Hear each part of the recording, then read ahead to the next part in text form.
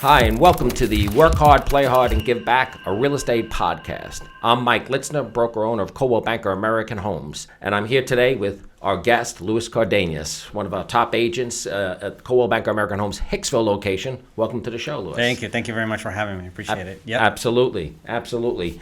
So we are here at the studio at the Franklin Square office, and I just want to remind our guest, before we get started, to like, subscribe, and stick around for the drop the mic question at the end. It's always a lot of fun. So, Luis, I want to jump into some good questions here and share with the audience some of your background. You know, as a dynamic agent who I see out there marketing and really engaged in the business of real estate, where do you find your motivation? What drives you and pushes you to be at the top of your game every day? So I think it's family. We were talking about before about being father of two little girls and having a wife, and I think more of a provider. I think it's just setting the standards. I know they're looking up to me for everything they do, especially because they're growing up and they're so young. So I want to set the standard of, you got to work hard and you got to push. I saw something a couple of days ago that resonated with me. It's kind of in relation to this. It just came to my mind. Yeah. It was workout related. The guy was saying how most people think that they need motivation in order to work out to get things started. Right. And so he said it doesn't work that way. Motivation doesn't work that way. He was talking about most people need motivation to take actions and then see results. Right. And then the reason it resonated is because he broke it down in the other way. He said, you first take action and then you see results, and that creates motivation to take more action, and then it becomes a snowball. Right. So I got started. They motivate me to kind of get my butt out and put myself in awkward situations, because that's all we have to do, right? We're unemployed every morning, and we have to go out and go hunt. Yes. And that's the motivation, to make sure that they see somebody who earned it, Yeah. So. Well, it's a big role being dad, but it's probably one of your favorite ones. I'm sure. For sure. Yeah, 100%. So you mastered really both traditional and digital marketing. What made me take notice is some of your unique marketing. I'm kind of curious, where do you find your ideas? How do you balance the traditional marketing methods with maybe a social media and digital presence? So I think the digital part or video part of it, it's all content. It's all, I think our lives together it's a piece of content, and I choose to showcase some of it in front of a camera that then goes into social media. Today I'm doing something a little bit different. I noticed that a lot of realtors put this in social media in the last couple of days, and they just posted the front of the newspaper, but they never really went on detail about what does the article say about the market. Some of the subjects that I talk about in my more virtual marketing are still real estate things that I may have mailed before, or may have done a more traditional postcard. Right. That same information just makes it to video, where now it's not the postcard speaking, but it's me speaking the content. If your property possesses any of the following traits, this could be the perfect year to sell. If it's located on a main road, in poor condition, it lacks a backyard, it has a poor layout, it's too close to a commercial building, it has above average taxes, it's missing certificates of occupancy. Why sell now? Well, traditionally, buyers paid less for these properties because they seem less desirable. I always try to chase somebody that's better than me. It's cool to be number one, and it's cool to get that award. I feel like that's awesome, but I feel myself better on a second place, not because of anything more than I always want to be chasing somebody that's better than me. I feel like that gains me more momentum. Right. And so I'm always looking at people that are doing more things out of the box than I am, that are doing newer things, that are doing things in different markets. Yeah. The way that I started selling Levittown houses in video when they were $350,000, it was because I was looking at people selling real estate in Hollywood that were $5 million and how they were doing video. Yeah. And I try to translate that into our neighborhoods and into our areas. And that kind of made a difference. And that's how. Yeah. So looking outside of my network, looking outside of, looking at what other people are doing, and try to not copy them, but bring them into my circle. Yeah. Some ideas of what you're seeing. You've had some really unique videos. What's your favorite one? I have, I don't know how, because the funny thing is those videos that always that's why you have to do everything. Right. And not think too much about what you have to do, because the ones that you think are going to be a hit, like, oh my God, I delivered that so well. That was amazing. This is going to be the one that's going to get me to stardom. And those tank. Right. But the ones you think, I'm just going to do it because this is sort of an idea that I had, those are the ones that get recognized. So I did one once that people still talk about. This was years ago during COVID. I actually presented an offer to a listing agent who does video. Right. And in order, it was a time where people were getting 50, 60 offers, and you had to stand out somehow. And I said, in order for me to stand out and kind of highlight my buyers, but at least get this guy to look at my offer. Because, realistically, if you're getting 60 offers, you're eyeing through some of them. Yes. And I wanted to make sure that at least I got the shot that the guy would pay attention to me. And I jumped in a pool, full suit on. Yes. And I had my mother-in-law with one camera in one side, my wife in another, my daughter in another, and that's how I did it. So a lot of people still remember that one. Yes, exactly. There's one, I think for you. I was wondering what your dry cleaner said to you when you brought that suit in afterwards. Well, that wasn't my favorite suit. That was a suit that I don't wear much because I really wanted to make sure that the chlorine, if it ruined it, it was worth it, right? Yeah, it was worth it. I got the accepted offer. You did get the offer accepted. The guy called me and said, I don't know who you are, and I don't know what, but we got to do a deal together, so let's work it out, and we did. And then we went through the house needed a lot of work, more work than the buyer was willing to put on, and so they ended up backing out anyway. Oh, wow. But it set a precedent for me to kind of push and do something out of the box, because I saw the payoff at the end of the day. Yes, very much so. Yeah. Very much so.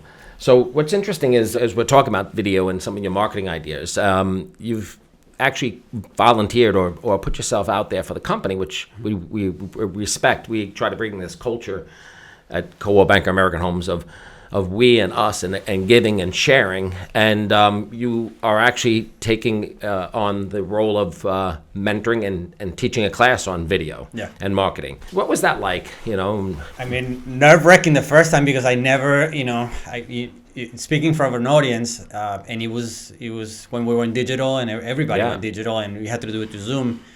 And that's when everybody was attending the classes, and there was, 200, 300 people in the class. So obviously it was very humbling to get the call and say, hey, you can teach these, to put something together. But it's more rewarding now that its classes are smaller and people join, and it's 15, 20 people in a class. Right. And then later on I get videos from people saying, hey, I tried this, or I see Deb Asher starting to do her own. She attends my classes, and then she said, what am I doing? I should be doing what he does. Right. So that's pretty cool. I was one of the lucky people that took your last class, that when you used to teach the Soaring to Success class. Right.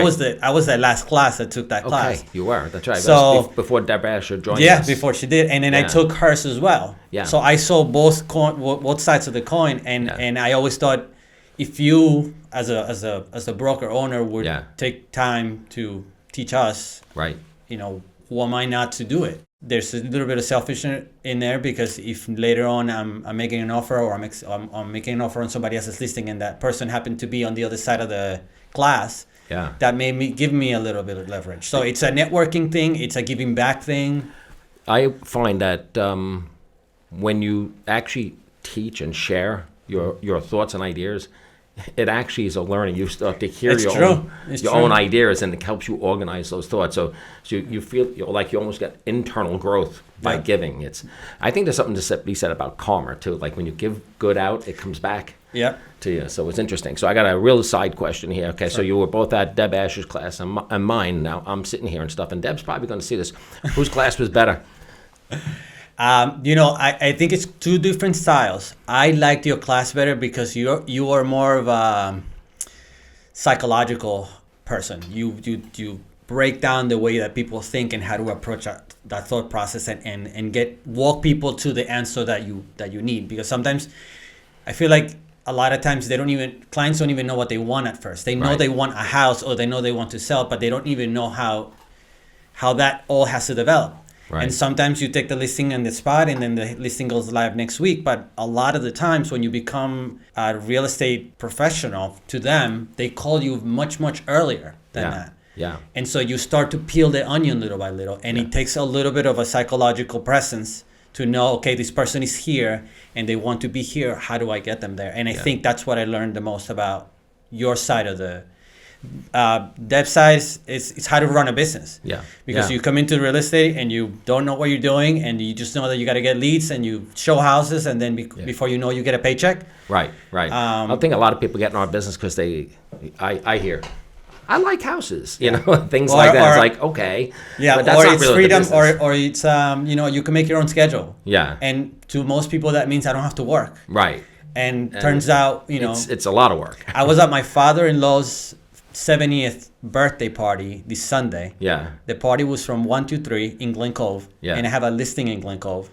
And I told my wife I have to run out, and I went at 2:30, had an appointment to go show that listing and come back. So making your own schedule, allows me to make my own schedule. Right. Also, that means that I work all the time, on the 7 days a time. week. Yeah. Somebody calls and I got to run. Yeah. I got to run. Well, it's great that your wife recognizes that. Yeah. Well, that's probably one of the most important things that I've ever heard, that I was lucky that I did before I even knew him. But he was he's married the right person. yes, right. If they're not in it With to you. win it with you, Yeah. and she sees that it's my passion. I mean, Yeah. if I win the Mega Millions tomorrow, I'll just be home more, Right. to be with the girls more. Right. But I'll still be doing real estate, because Yeah. real estate is what I like doing. I was one of the lucky people that at 25 realized, okay, this is what I should be doing with my life. So that's how old you were when you started. I'm trying to remember when you started, but Yeah, so it was 2013. I wasn't 25, but that's when it started, because I didn't get started in real estate like belly to belly with clients in the beginning. yeah. What now? You want to share with our audience how you started? I worked with these two brothers who I was lucky to have as almost business mentors. I worked in an office, and they encouraged me to get my license. And I kept saying, I'll get it. And, they kept saying, you kept pushing me. And then one Monday I showed up to the office and he said, okay, from now on, Monday, Wednesday, Friday, you're not coming here. For the next 3 weeks, you're going to go to this office and you're getting your license. Wow. And they paid me to do it. So it was kind of like one of those things where people, they saw something in me that I didn't even see yet. Yeah. And they paid for it. They paid for the classes. They almost forced me to go. Wow. And that's how I got started. But it was to do BPOs, broker price opinions. It was the time where there was a lot of distressed properties out there. Still, yeah. And that's how I got started, walking properties and giving banks the value on their own portfolio. And then later on is when I really started doing. So did you do appraisals? Is that what it was? Yeah, it's Officially or basically, they unofficially? call it light appraisals. That's what they Okay. call them. That's kind of the easiest way to understand what I used to do. Yeah. So I didn't work with clients directly. I worked with banks. They Okay. were my client. Okay. So, All right. Good. Yeah. So what was the mindset, the transition from the appraisal side of it to the sales side of it? There was somebody at my church that knew that I had a license, because in order to do these light appraisals, you had to be a real estate agent, Right. which meant you have to have a real estate license. So this person knew that I had a license and recommended me their boss to buy a house. Okay. And their boss moved from Ohio. They knew nothing about Long Island. They didn't have any family here. They knew nothing about anything. So to them, Hempstead and Deer Park were just two names. Right. So, but because they recommended me to their boss, I said, I have to do what I have to do. So I went to my manager, Lisa, and I said to her, okay, what do I need to do? I need, I have this client and I've never sold a house, but I have to do this for these people. Yeah. And so she said, well, we got to show them houses, find out where they were. And literally every single step I would go back to Lisa like a hired gun. I was a mercenary. I would literally say, okay, point the gun this direction and shoot.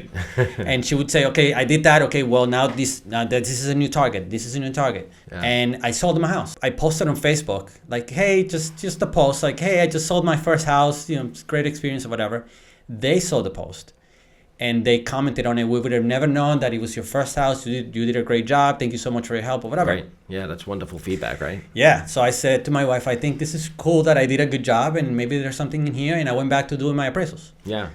9 months later, those people called me again and say, hey, Luis, we don't want to sell our place, but we want to buy another one in a different town. Okay. I said, wow. I mean, you know that I'm not an expert, right? I'm just getting started. Yeah.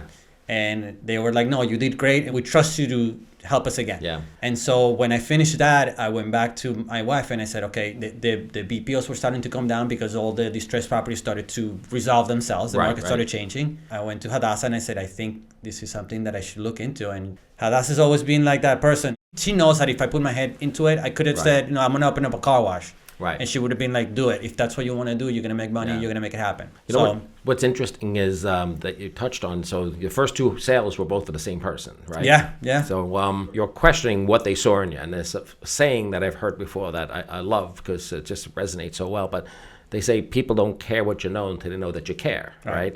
And I think that's, you just hit on. They said, all right, we know you're inexperienced, but we trust you. Right. And I think that's, people now, I think that's kind of my brand. I'm a whole believer that in order to succeed in this business, you have to be a brand. You're basically a walking Coca-Cola bottle. Yes. And you could be Fanta, you could be Coke, you could choose whoever you want to be. Right. For me, it's easy, and people know me. Like, I go out and people know me and they're like, oh, that's your wife. People recognize my wife because she's in my photos and my videos and social media, my kids as well. And part of it is the honesty part of it. I think you go a lot farther. I tell everybody, even now, and I've been in business for a few years now, I'm not really concerned about your transaction right now. I'm concerned about the relationship because I know we're going to be friends for a long time after here. Right. And then it's this transaction that will lead to the next transaction, and this relationship will lead to the next relationship, and I don't know who else you know. Right. So I have to do the right thing by you, and then, whatever you need from me will happen because this is what I do for a living. Yeah. But it'll lead to more of a relationship that continues to develop, and that's what one deal turns into another deal, and realistically, that's the pipeline, right? That's Well, I think people think we're salespeople and that we're trying to sell them stuff. And in the reality, we talked about our teaching point. And our teaching point has always been you get paid a lot of money to help people. Yeah. So if you help people, instead of selling them, first of all, they're so much more appreciative. You don't need to sell them real estate because real estate's such a great investment. They need a roof over their heads. It's just a valuable asset to own. So people want to own it. So it's not really about selling them something. It's about helping them make the right choice. It's a big investment, navigating it through. So agents that are successful who get that part of it, change their focus, they're the ones that become the great ones. Because again, word of mouth starts to spread when you treat them with care. Yeah. I remember something you said, probably one of the few things that I remember specifically that you said in your class. Yeah. And it was, because everybody's nervous in the beginning, right? Once I get the lead and I'm in front of that listing appointment, what do I say? How do I know that I'm not going to say the wrong thing and screw it up? Yeah. And you said, they don't know what you don't know. Yeah. And that kind of opened up for me the whole thing, right? Because I'm like, okay, so I just really need to know where to go get the answer. Right. And care that I want to do the right thing for them. Yep. And then eventually it will happen. Yeah. And that's kind of, I've carried the business that way ever since.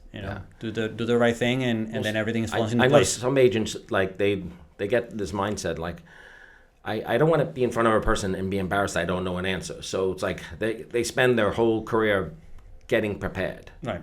But at a certain point it's like, you got to step in the batter's box if you want to get a hit, right? And there's something so powerful about telling your client, that's a great question. I don't know, but I know where to get the answer. Let me get back to you in 2 minutes. Yes. And then you shift the dynamic into, I don't know, and I'm on the lower side, to, I don't know everything. I mean, I don't think people expect you to know everything. You go to a doctor and a surgeon doesn't tell you right away what they do tests, and then they say, we're going to call you back. So the same way, we're not, I don't think we're expected to know everything that there is to know, because off the top of your head. Off the top of your head, because a transaction is the same one every single time. Yeah. That's something that I cover on my buyer's consultation. I say I show them the steps of the sale, and I go, but there's humans on this side of the transaction, and there's humans on that side of the transaction, and your situation and their situation are going to be completely different depending on what kind of house we get. Yeah. So because it's humans, the steps are all the same, but it may take 6 months and then sometimes 3 months. There may be things that change throughout. So every time is going to be different, and we just have to figure out how to get to the other side. Right. Exactly. So, exactly. Yep. So I want to pivot a little bit, because I know you have a kind of unique path, not only into real estate, but even to the United States. So am I correct? Is that in the last, was it 2 years ago, about a year and a half ago, you were actually officially a citizen? Citizen of the United States. Think it's going to be 2 years. I actually get to vote for the first time in this election. Okay. So yeah, I mean, it's very exciting. It's very exciting. Where did you grow up? I grew up in Venezuela. Okay. When I came here, we were rare. Okay. You didn't hear about Venezuelans too much. There was another guy in my school that just happened to be in the school, and then us. There Right. was that. So how old were you when you came to the United States? I was 13. Okay. I was 13 when I came. My father grew up here, and then he went back to Venezuela. Okay. And then he did, adult life over there. And then when things got ugly over there, he kind of foresaw what was going to happen and came here first. Yeah, yeah. And then I came a year later with my mom and my sister. Okay. Venezuela, they speak Spanish, correct? Yeah, they do. All right. So were you bilingual? Is that you taught two different languages? No, Or- because over there I didn't, but because I had almost a head start that I knew I was coming, my mom kind of got us into a little bit of English classes so we wouldn't come here cold turkey. But I remember on the flight here, I remember the guy was asking us in English, it was an American Airlines flight, and on the way here he was asking what I wanted to drink. And I had taken classes, and I was so nervous that I had no idea what he was saying. All I kept saying was orange juice. Yeah. So I don't know if if luckily he had it. That's kind of like I learned that, but I didn't. I came here, and I think the system here had enough tools where we came that you just learn. Yeah. And as you can tell, I'm very chatty. I think that's what I'm supposed to be doing, just talking to people. Yeah. And I couldn't help myself, and I had to learn to be able to express myself. I felt like those 5-6 months in the beginning when you're just getting your wits about you with the language, I was bottled up, ready to burst because I couldn't speak. I'm a very social person. I like being in social situations. Yeah, yeah. So I think that propelled me to befriend other people and kind of learn. And So outside of the language, what were the biggest challenges as a teenager coming over? I think just assimilating into the culture. Kids in school are pretty cruel, and you don't want to be on the thick end of that. Yeah. So just try to assimilate quickly. That was probably the hardest part. My story was a little bit different. So when I came, my father brought us, and then 6 months later he died. Okay. So he had lung cancer soon after we came. Okay. And he wasn't sick for very long. It was only 2 months. From the moment he was diagnosed to the moment he passed. Yeah. So couple the newness of being in a new country with the fact that you lose your father, it kind of sets you, it sobers you up, I guess, in the moment. And I was lucky to have a great mom. Yeah. She went to work. She asked us in the hospital, Daddy's not going to make it, basically. Right. She had a clear conversation with us and said, we have the chance to go back to Venezuela, to our family, or we can stay. Yeah. And if we stay, it's going to be tough. Right. And she said, my sister and I looked at each other, like, we want to stay. Yeah. And she worked hard, and I never went without. Good. I started working early. That kind of showed me a little bit of a work ethic. Yeah.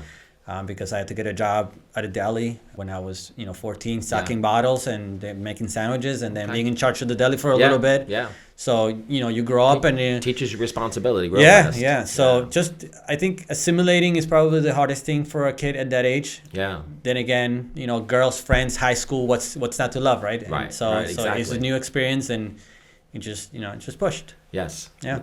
Now I know there was a ceremony for your citizenship. Yeah. How was that? That's got to be pretty rewarding. Yeah, so you cry a little bit. I'm a bit of a sentimental guy, and it's an incredible experience because you just don't get a citizenship. They do a background check, and they do a lot of stuff to make sure that you're not, they're not gonna accept somebody into the country that's not supposed to be here. Right. So there's a lot of stuff that you have to do, but then there's a test, and when you go to an interview, and they give you 50 questions, and you have to learn a lot of stuff that I probably didn't even remember from high school. Yeah. But basically, once you go to the interview and they ask you 5 of those 50 questions, and then you pass, and then they say, okay, you passed. You're gonna get some paperwork in the mail.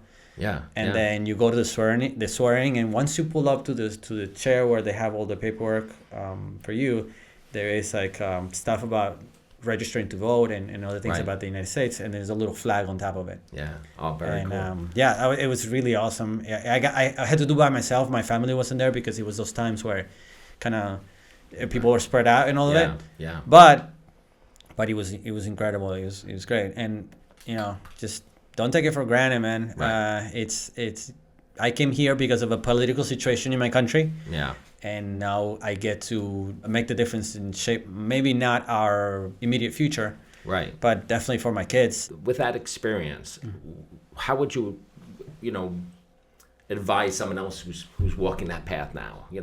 What advice would you share with them? So it's that's a hard question because So obviously, once you become an American and once you've assimilated into the culture, you understand. I understand the good and the bad of the country. Yeah. And I still think this is the greatest country on earth. Just like every human and every country, they aren't perfect. There are things that we still need to work out. And I think it's ever gonna be perfect. Yeah.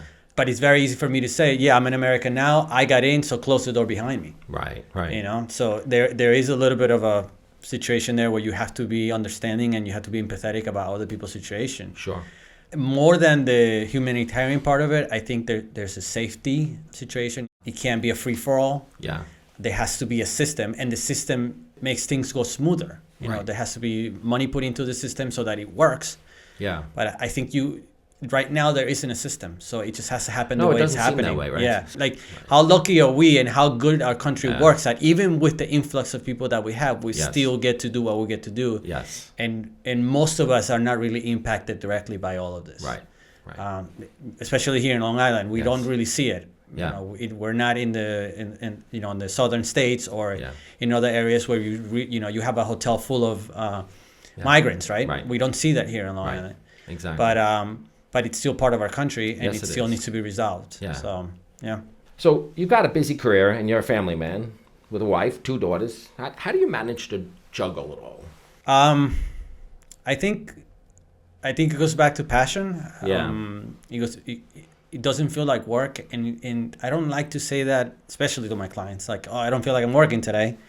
Well, you're selling my house, and I expect you to do a good job. Yeah. But I think the word is I don't feel like I'm laboring. Right. Like I'm lucky I get to work with my brain and not with my hands. Yeah. Even though sometimes you have to move furniture for an old lady because you have to get the house ready to sell. Yeah. So sometimes we have to do that because I don't feel like I'm working every day. I get to do what I really like to do every day. Yeah. So if you call me right now and you listen to my voicemail says, if I'm not answering your call, I'm either with a client or taking care of my family. Yeah. That's what I like to do. I'm lucky that I don't have to get up at 5 o'clock in the morning and do something that I don't want to do. Right.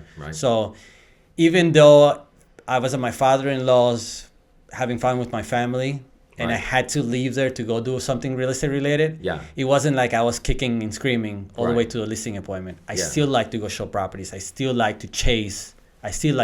Yeah. Because you never know what's on the other side of that conversation. If I showed up to that showing and then that person said to me, I'd love to rent your unit, but the reason why I'm moving is because I got to sell my place, Luis, would you take a look at my place? I mean, that's the conversation that everybody wants to hear. And I've had those. Yeah. So because I'm so passionate about real estate and I'm so passionate about my family, whether I'm doing one of those two, I'm happy. And I think it's, that's where I'm at. So what's one thing you do with your family that actually helps you recharge and, for real estate? You need the downtime. And what's your passion with your family? The girls are old enough now that they're independent enough that they can come along and be part of it. I feel like we don't give them an iPad and sit over there. Right. We're going to do what we're going to do. They're part of it. They hang out and they carry themselves well. Yeah.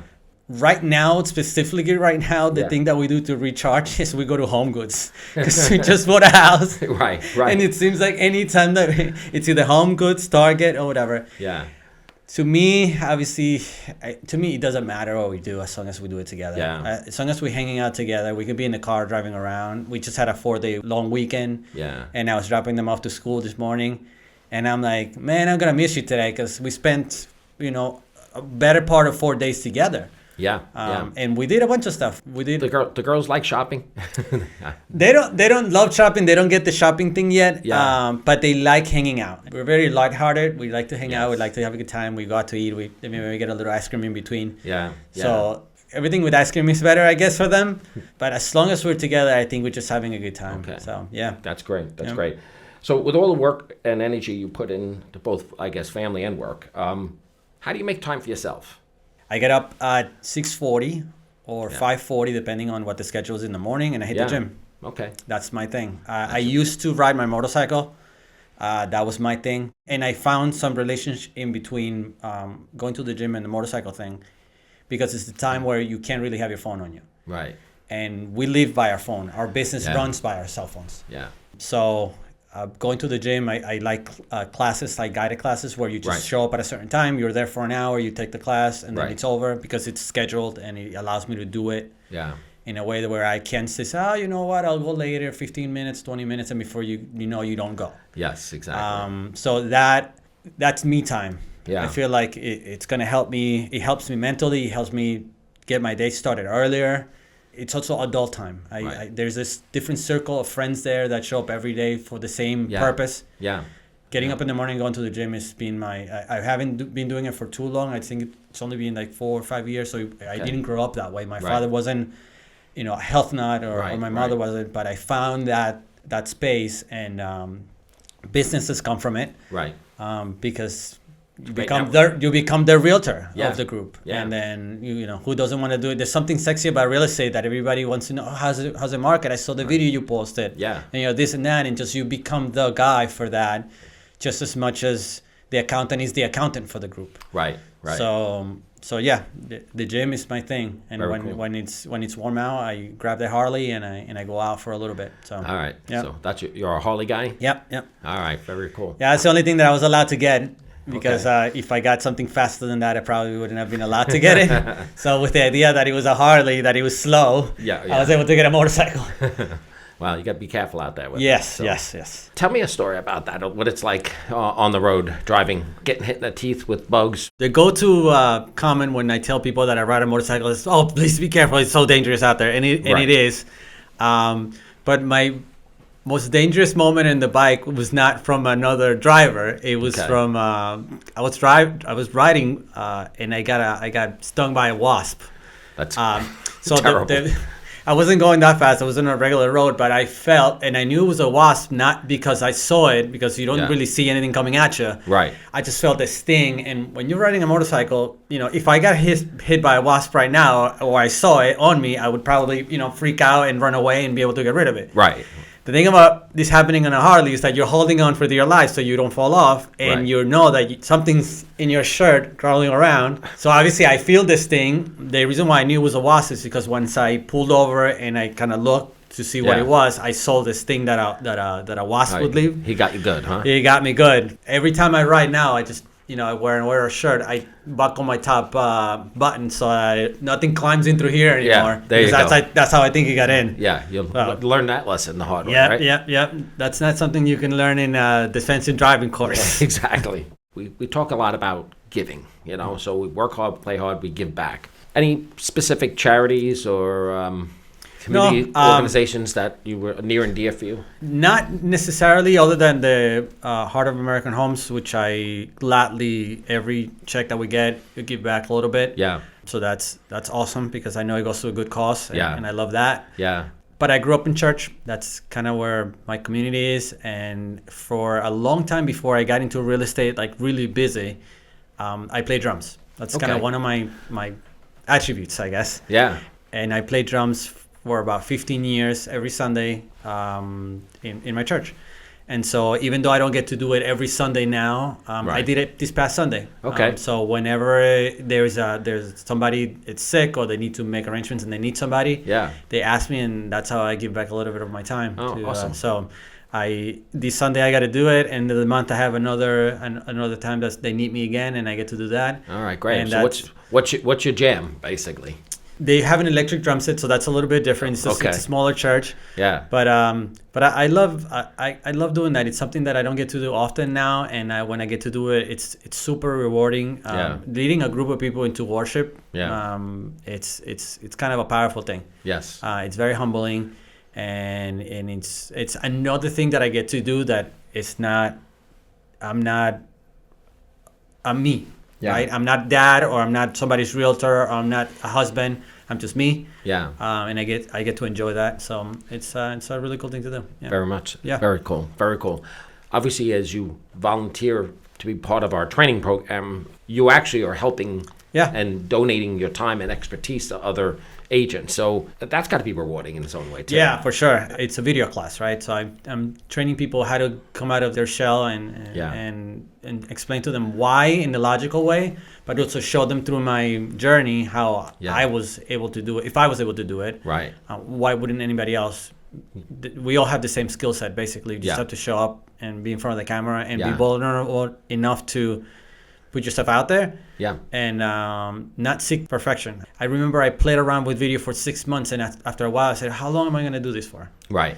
And so when you try to get people to make that leap, and then you see them do that later on, and they say, hey, Luis, I did my first video, or I got my listing because of a video I put out, or and within the company, which is it's really awesome. I mean, it feeds me back to continue to do what I like to do. Right. It goes back to the why.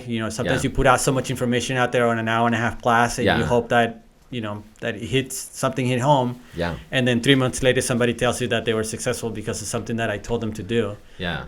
So that's very, very rewarding. Yeah. You recently bought your current home, but that was actually your second home purchase, correct? Yeah. About a year or so, or a year and a half, you actually bought your first house. Yeah. So what was that experience like? That was an investment house, right? Man, everything that I bought, so everything that I bought so far has been like miracle after miracle. And so the reason I'm not going to take too long. I'm going to try to shorten the story as much as I can. Okay. But just to show you the kind of the situations that we get into real estate. So the reason I came across that listing or that property, right? I was selling a studio in Queens. Okay.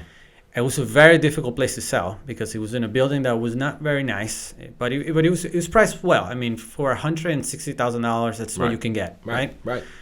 And then so this older gentleman would walk to the showings. He would only come to look at the place at the open house. And I had maybe 6 open houses when I was selling that place. Yeah. He showed up maybe 3 times. Okay. With a backpack on.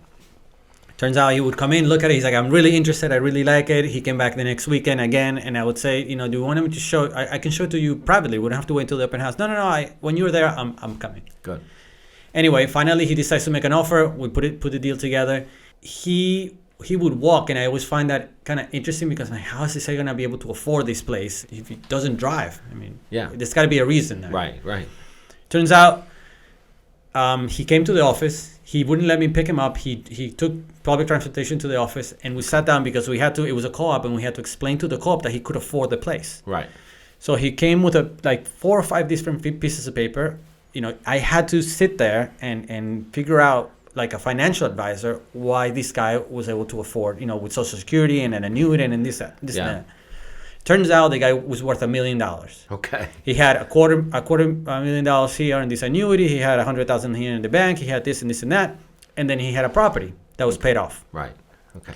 So I asked him about the property. What are you going to do once you're going to sell that? I would love to get the opportunity to sell that once you move. Right. Trying to pitch myself in that job, right? Yeah, you're there. And he said to me, well, if you know any investors, I would love to sell it to an investor because I don't really want to deal with the public. He's a different kind of person. Yeah. And I kept pitching him, not listening. Right. I was in a moment where I was trying to do the right thing by him, and I wasn't listening. He kept telling me he didn't want to deal with anybody. That's why he didn't want to, he wanted to do something a certain way. And I said to him, well, but an investor's not going to pay you top dollar for your place, and if it's a nice place, let's open it up, let's put it out there in the market so that you can get as much money for it as possible. Just trying to do the right thing. Yeah. And I don't want to do that. This and that. I don't want to. Just an investor. And then in passing, I said, maybe I'll buy it from you.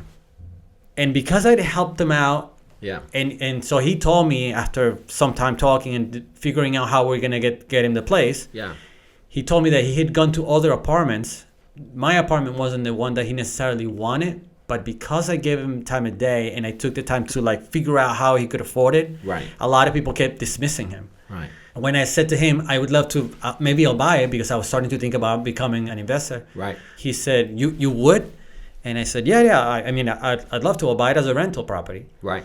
I went to look at the place. I saw it, and I knew it was worth, whatever it was worth. Right. And I did the numbers, and the offer that I could make him was a lot lower than what I thought it was worth. Right. And I avoided him for 2 months. Wow. To the point. You were afraid to make an offer? I was afraid to make an offer. You didn't want to insult him. Yeah. So, and because I knew the situation he was in, and I kind of wanted, I wanted to get him whatever he was, he was due. Right. And he finally called me and put me in the corner and said, Luis, you either going to buy the place and make me an offer, or we got to sell it. Right. And I said, look, I've been avoiding you for a little while. This is my offer. And he said, for you, fine. You can have it for that much. Wow. And then in that moment, I said I should have offered 25,000 less, but I got a pretty good deal on it, and that was my first experience buying a property. Yeah. I didn't buy anything this year because I built my own, but we have, it's something that Brian says all the time, Brian Karp. So, Yeah. We have basically the keys to the kingdom. We know how to create wealth. Yeah. And I've been encouraged by you and Tom to push, to find Yeah. it and figure out a way. Yes. And in my family, my wife and I have joked around that we have a 20-year plan. It's, one Yeah. a year for 20 years. Yeah, That's you how I go. plan to retire. Yeah. Yeah. So my first year was last year when we come up with the family motto, one a year for 20 years. And I plan on getting at least one rental property a year Great plan. until I turn 55. Yeah. And then It's a fantastic retirement plan. Real estate, that's- it's wealth building. Yep, It's yep, a tremendous opportunity. So, And I think I'm everybody proud of you. should. I tell everybody that wants to sell their place, are you sure you don't want to keep it and rent Yeah. it? And for most people, they're not landlords. You have to have a certain personality, and you have to have a thick skin to deal with the things that could go wrong when you own property. Right. And when you have to deal with tenants, but everybody, I think, should have at least one that they can pass on to their kids, because Yeah. it's not something you have to labor for. Local, we live in a country, it goes back to Yeah. America and our economic system. Whatever you have to say about it, if you Yeah. tell me that I could put in the ground $1,000 today, and 20 years from now it's going to be $20,000, why wouldn't I do that? Right. Well, the same thing happens with real estate. Exactly. And you can leverage money that you don't have Right. to get a payoff that's 10x Yeah. 20 years from now. So Exactly. whatever that is. Well, if our audience is listening. If you need investment properties, Yeah, you should have one, at least yes. one. Yeah, Luis Yep. is here, and got his own personal experience in Yes. managing it, and can give you advice. So, It's time for the Drop the Mic question. I'm excited for this one. all right. So, obviously you're originally from Venezuela. Can you survive without arepas? Arepas. Am I saying that right? Arepas, yeah. Arepas.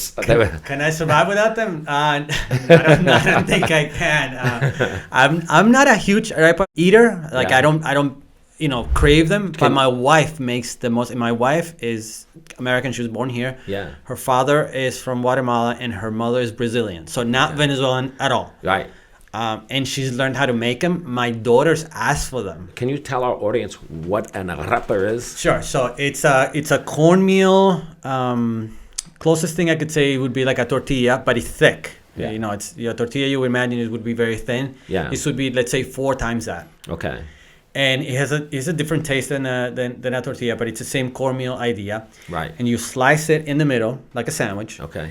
And you can put chicken in it. You can put steak. It's basically a vessel. Right. For anything that you love to eat. So in the morning we have it with scrambled eggs and cheese. Right. And then at night you can have them with steak and cheese. Ah. So it's better than a sandwich. It's healthy actually, because it's not fried or anything. It's baked. Okay. So it's one of those Venezuelan goodness that There you go. you really need to try to have at least once in your life. There you go. I'm actually have never tried it. Oh yeah. And I'm gonna lean on you. You got to introduce him to me. I'm gonna take you to a place. All right. Yep. We got a place for that. Yep. So what else is something from your home country that we don't really have here that you miss? That I miss? I miss my family. I don't have that here. Yeah. But the weather. Yeah. The weather in the city where I'm from, it's like What city is that? It's like the Caracas. Okay. Yeah, it's the capital city of Venezuela. Okay. And because I came here so young, I didn't realize how good it was. I mean, Yeah. I didn't have you have sort of perspective, right? If you live always in New York, you think this is what weather is like. Right. Right. But if you live in 3 different places. But what I've heard that's closest to the weather over there is kind of like San Diego. It's like perfect temperature. Yeah. Yeah. Over there, they don't have seasons. Okay. They have 2 seasons. It's a rainy season and the dry season. So Okay. for some part of the year, it rains more than the other. Okay.